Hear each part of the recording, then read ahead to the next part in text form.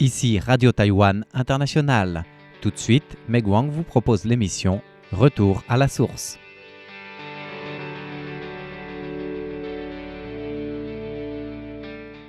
Bonjour à tous, notre émission d'aujourd'hui vous présente la culture du raisin à Taïwan avec en particulier un vigneron qui veut faire de son vignoble un musée des raisins.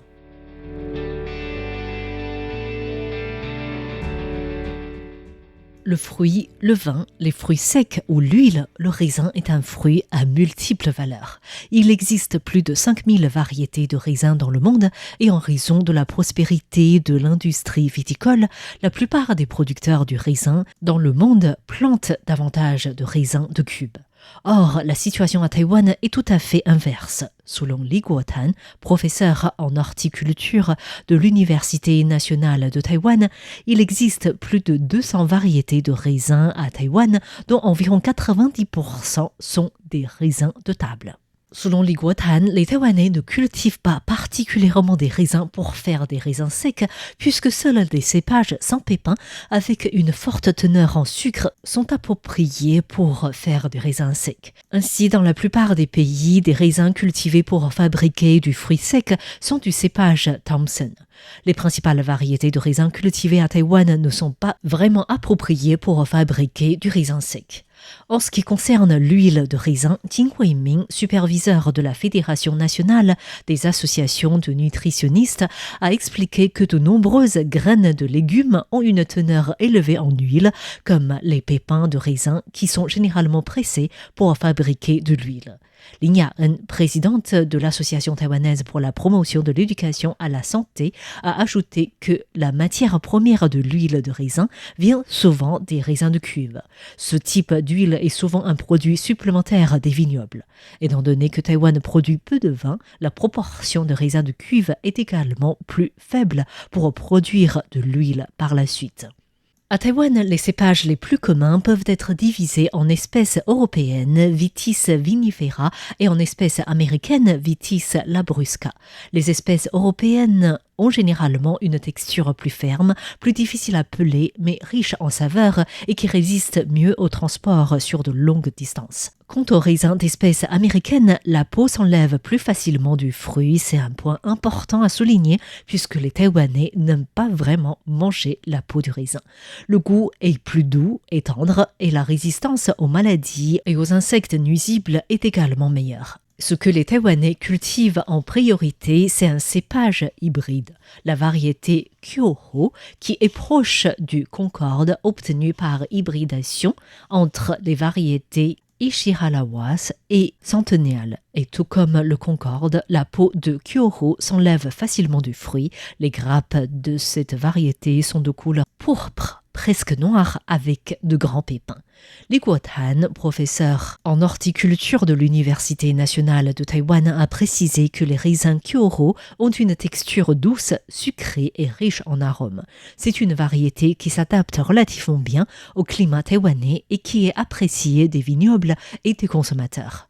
Cette espèce de raisin a une position absolument dominante à Taïwan.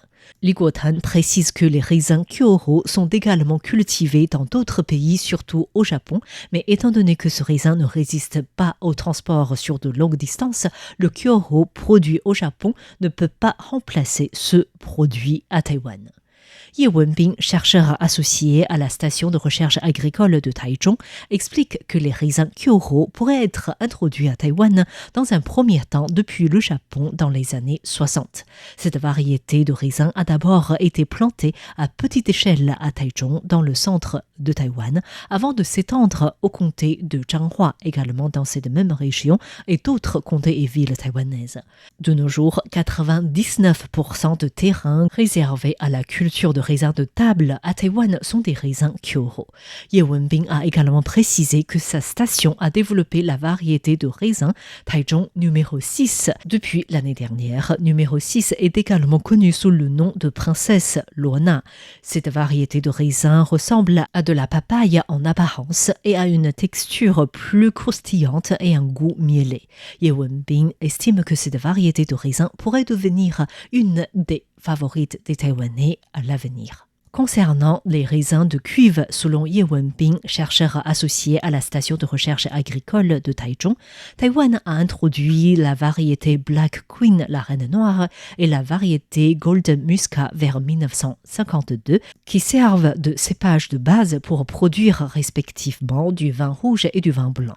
Dans un premier temps, étant donné que l'État détenait le monopole du vin, de l'alcool et du tabac, le bureau du monopole des tabacs et de l'alcool dirigeait la viticulture dans le pays en collaboration avec l'Université nationale de Taïwan et la station de recherche agricole de Taichung. Et compte tenu des conditions climatiques chaudes et humides de Taïwan, les cépages européens ne sont pas vraiment appropriés à Taïwan. Ces structures ont introduit ainsi plus de 200 variétés de raisins depuis l'étranger depuis les années 50 pour des essais de plantation et de sélection. Et Black Queen et la variété Golden Muscat ont été particulièrement appropriées pour la culture du raisin à Taïwan. Par la suite, avec la fin du système de monopole, la station de Taichung était responsable de développer des variétés de raisins. Ce changement coïncidait bien entendu avec le développement progressif de l'industrie vinicole taïwanaise qui nécessitait davantage de raisins de cuve adaptés à l'environnement taïwanais. La station de recherche agricole de Taichung a ainsi déjà développé 6 variétés de raisins. Et avant la naissance de la princesse Luana, les 5 premières variétés ont été développées depuis 2007. Selon Ye Wenbing, les Taichung numéro 1, 3 et 5 sont plus appropriés pour faire du vin blanc avec un arôme similaire aux fruits tropicaux. Le Taichung numéro 5 a un parfum de litchi par exemple. Quant au Taichung 2 et 4, des couleurs pourpres, sont des raisins développés pour le vin rouge. Le Taichung numéro 4 donne au vin un parfum de rose. Et à Taïwan, la région la plus réputée pour la culture du raisin est le comté de Changhua, dans le centre de Taïwan, en raison de faibles précipitations et le nombre de jours de pluie peu important. C'est donc à Changhua, et plus précisément dans la commune de Erling, où se trouve le vigneron Tan Huaguang, qui détient les vignes Pengqunding, surnommé le musée en plein air des raisins. C'est ici où sont plantés le plus de variétés de raisins de cuve de tout Taïwan. Ici, sur plus de 1,5 hectares de vignes, plus de 80 cépages y sont plantés. Tan Huaguang est la deuxième génération de sa famille à cultiver du raisin. Son père avait commencé à planter du raisin en 1964 pour fournir des raisins au bureau du monopole des tabacs et de l'alcool.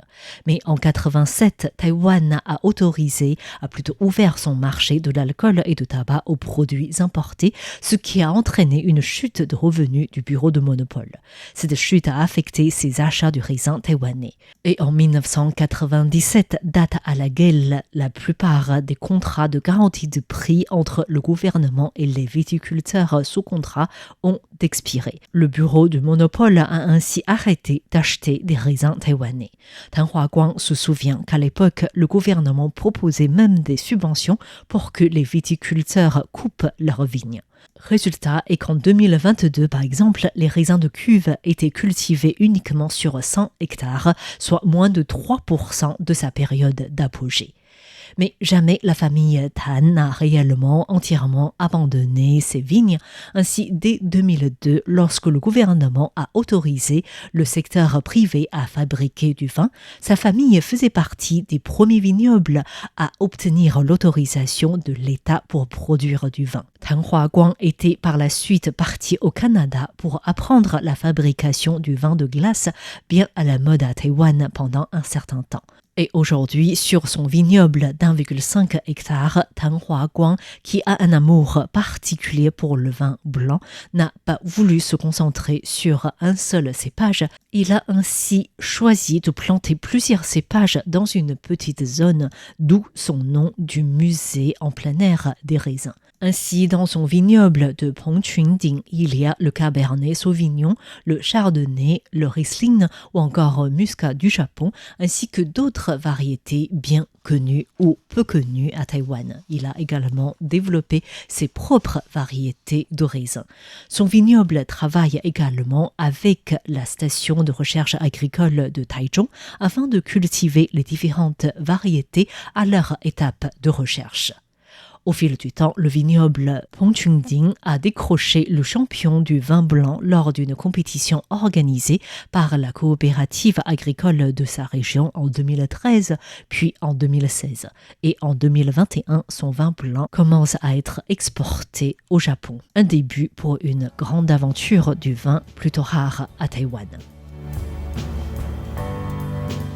C'était l'émission Retour à la source présentée par Meg Wang, consacrée aujourd'hui à la culture du raisin à Taïwan, avec un particulier, un vigneron qui veut faire de son vignoble un musée des raisins. Merci de votre écoute et très bonne écoute à tous en compagnie de Radio Taïwan International.